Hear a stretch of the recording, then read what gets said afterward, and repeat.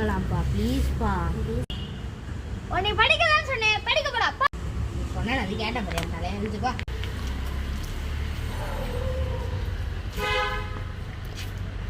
Uncle, நான் gift கொண்டு வா.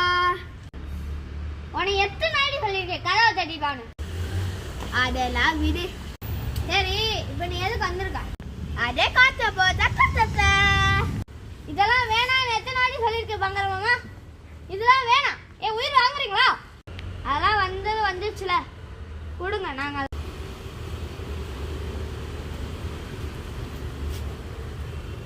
நன்றி அங்கிள். அதெல்லாம் சரி ஓ வேணா சொல்ல நாய கூடாக பதக்க தைக்க பார்த்து சிப்ளிங் கடிக்கப்போ